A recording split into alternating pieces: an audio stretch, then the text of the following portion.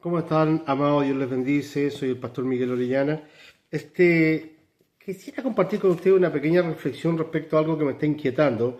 He visto últimamente, a través de las redes sociales, en las redes sociales hay de todo, bueno y malo, pero he visto últimamente un asunto bien novedoso. Por un lado, gente entregando unas profecías aterradoras respecto a lo que viene para la tierra, para el mundo pronto.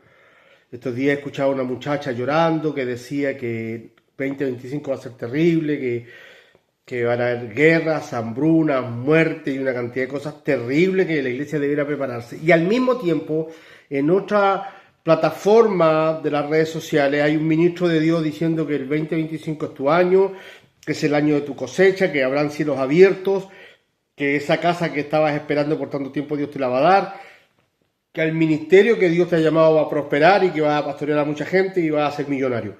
Entonces, la pregunta que me surge a mí en lo personal es cómo es posible que Dios a través de una sierva suya esté diciendo, entregando un mensaje tan terrorífico, tan aterrador, y al mismo tiempo por un siervo suyo en otra plataforma está entregando un mensaje tan alentador, tan maravilloso, tan positivo. Y yo le voy a decir cuál es el asunto, que ninguno de los dos es una profecía de Dios. Ninguno de los dos es una profecía de Dios. Y quisiera, antes de dar ningún argumento más, citarlo a Segunda de Pedro capítulo 1. Segunda de Pedro capítulo 1, verso 19. Dice Pedro lo siguiente: y así tenemos la palabra profética más segura, a la cual ustedes hacen bien en prestar atención, como a una lámpara que brilla en lugar oscuro hasta que el día despunte y el lucero de la mañana aparezca en sus corazones. Digamos de pasadita que el lucero de la mañana es una referencia a Cristo. Generalmente aparece en varios lugares de la Escritura, inclusive en el Antiguo Testamento, a Cristo anunciado como el lucero de la mañana. ¿De qué está hablando el apóstol Pedro aquí cuando dice, y así tenemos la palabra profética más segura? Bueno, indudablemente se está refiriendo a la Escritura. Indudablemente se está refiriendo a la Biblia. Ahora, el contexto de esto es tremendamente importante que usted lo tenga. No podemos sacar los textos de contextos. Y esta es una regla muy importante que hay que cuidar. Si usted mira el verso 16 del capítulo 1 de Segunda de Pedro, dice, porque cuando le dimos a conocer el poder y la venida de nuestro Señor Jesucristo, no seguimos fábulas ingeniosamente inventadas, sino que fuimos testigos oculares de su majestad.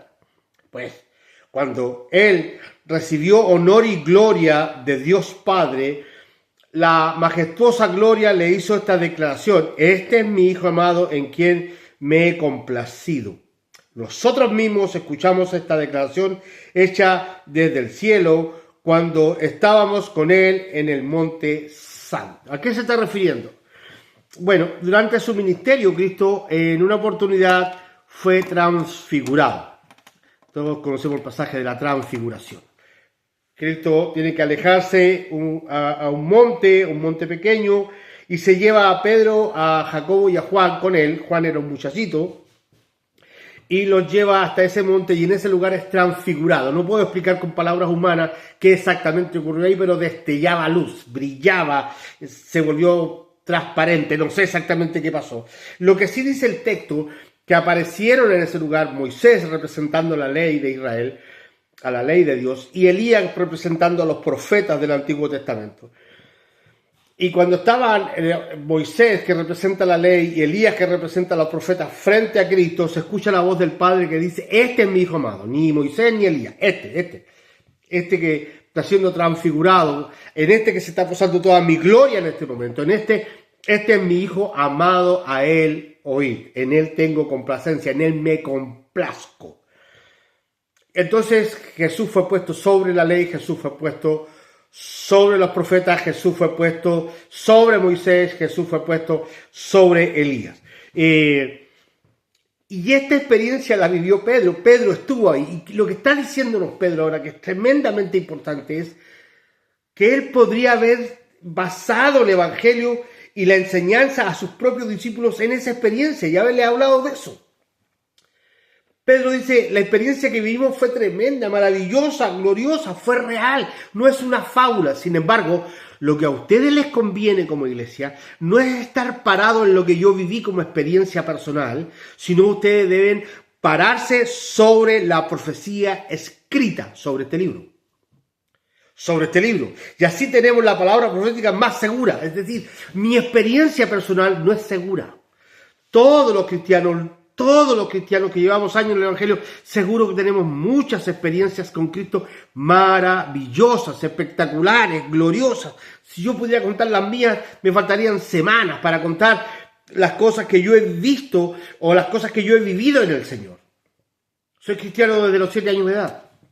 Sin embargo, mi experiencia personal como cristiano, aunque sea válida, aunque sea poderosa y aunque sea genuina, no es válida para establecer una doctrina, ni para alimentar a la iglesia, ni siquiera para animarlos a creer. Lo único que puede hacer que una iglesia se conduzca correctamente, de manera sana, es sujetarse a esta profecía escrita, a la palabra de Dios. No podemos alimentar ni hacer crecer una iglesia en base a sueños personales, revelaciones personales o visiones personales de algún líder. No son las experiencias personales. Yo no digo que Dios no te muestre cosas en sueños, yo digo que no sirven para alimentar una iglesia.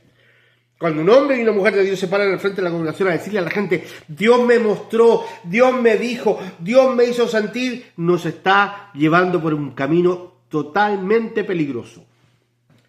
Cuando yo necesito que la gente sepa lo que Dios dice, tengo que citar la Escritura. Cuando alguien me dice a mí, Dios tiene un mensaje para ti, yo le digo, dame el libro, el capítulo y el versículo. Porque Dios habla por su palabra. Mira, te lo quiero mostrar porque no quiero citar cosas que no estén en la Escritura. Quiero que te vayas conmigo a 2 de Timoteo, por favor. Un segundito. Lo vamos a leer porque 2 de Timoteo capítulo 3, verso 16. Mira lo que dice el apóstol Pablo a un joven pastor llamado Timoteo. 2 de Timoteo 3, 16. Toda Escritura es inspirada por Dios y útil para enseñar, para reprender, para corregir, para instruir en justicia, a fin de que todo hombre de Dios sea perfecto, equipado para toda buena obra. ¿Cómo equipamos a los hombres de Dios? ¿Cómo logramos que los hombres de Dios y las mujeres de Dios sean personas perfectas en el ministerio? Por la palabra, animando por la palabra, corrigiendo por la palabra, exhortando por la palabra. Es la palabra el alimento perfecto, es la palabra la profecía completa, es la palabra la revelación de Dios para nuestras vidas. No necesitamos experiencias personales, ni tampoco es válido que hoy día nos estén entregando profecías extrabíblicas. Hermano, cuando alguien se levanta y me dice que Dios le mostró cómo van a ser las cosas en el cielo, o cómo son las cosas en el infierno, o cómo van a ser las cosas mañana, me está diciendo que a Dios se le olvidó anotarlo en la Biblia. Entonces le tuvo que decir a él o a ella para que las diga a la iglesia. Eso es absolutamente ridículo. Todo lo que la iglesia necesita para caminar, todo lo que la iglesia necesita para crecer, todo lo que la iglesia necesita para llegar al cielo está en los 66 libros que componen la Biblia. Cuando el Espíritu Santo permitió que el canon se cerrara, es porque era todo lo que necesitábamos. El escritor de la carta a los hebreos comienza su carta a los hebreos diciendo, Dios antes le habló a nuestros padres muchas veces y de muchas maneras. Antes Dios habló muchas veces y de muchas, porque Dios nunca ha dejado de comunicarse, Dios siempre ha intentado comunicarse. Hay un solo periodo histórico en la Biblia de 400 años de silencio en la que Dios no se manifestó hasta Juan el Bautista. Sin embargo, siempre en la historia de la humanidad Dios ha tratado de comunicarse, muchas veces y de muchas maneras, a través de revelaciones, a través de sueños, a través de ángeles, a través de un burro. Dios siempre ha intentado manifestarse, comunicarse, pero el escritor de los hebreos agrega algo que es perentorio. Hoy, y ese hoy en el griego es un definitivo, no hay más. Hoy y para siempre nos habla a través del Hijo. Juan, cuando escribe su evangelio, muy afectado, muy influido por la cultura griega, comienza prácticamente filosofando Y dice, en el principio Él era el Verbo. El Verbo era Dios, el Verbo estaba con Dios y el Verbo se hizo carne. Ahora, la palabra verbo, que se traduce como logos y está perfectamente traducida, el sentido en griego de esa palabra es pensamiento hecho palabra.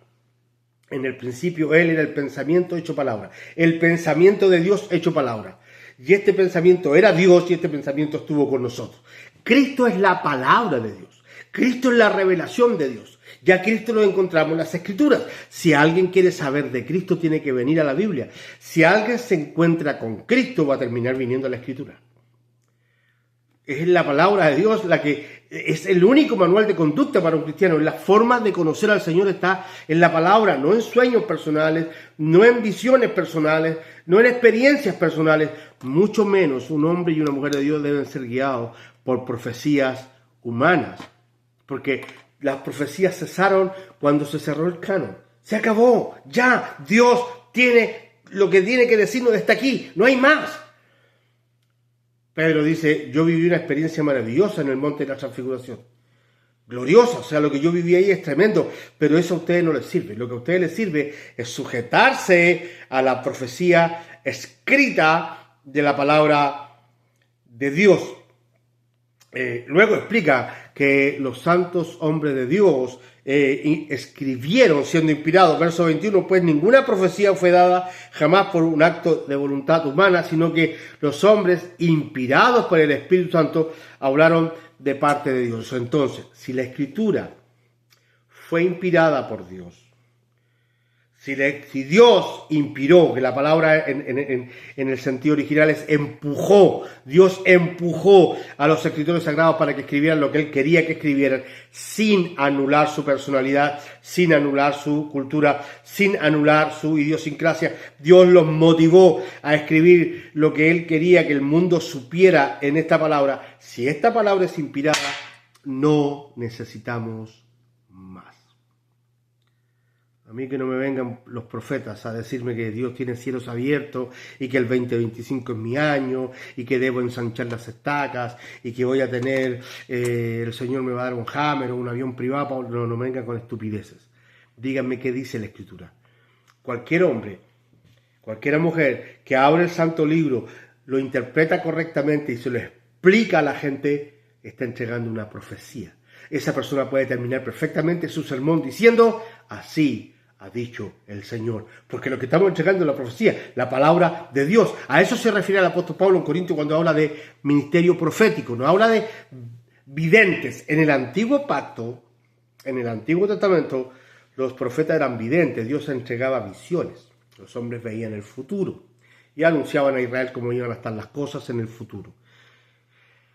Y tenían el deber de escribir las profecías conocidas como oráculos, las escribían para que con los años, cuando el pueblo se volviera a tener una tendencia a alejarse, alguien pudiera tomar esas profecías y recordar y decir, oye, recuerden que una vez Jeremías nos dijo esto, Dios a través de Jeremías nos dijo esto y esto ocurrió tal cual, es decir, cuidémonos. Bueno, esas profecías escritas a las que se refiere hoy día Pedro, hacemos mucho mejor en sujetarnos a la Escritura, a la palabra de Dios, que a ninguna profecía humana. No se deje engañar, no se deje manipular, no se deje asustar, no se deje amedrentar, no se deje motivar por estos estafadores proféticos. ¿Quiere que Dios le hable? Lea la Biblia. ¿Quiere escuchar la voz de Dios hablándole? Léala en voz alta. Es la palabra de Dios, la profeta final para nuestros tiempos. Un abrazo y que Dios les bendiga ricamente.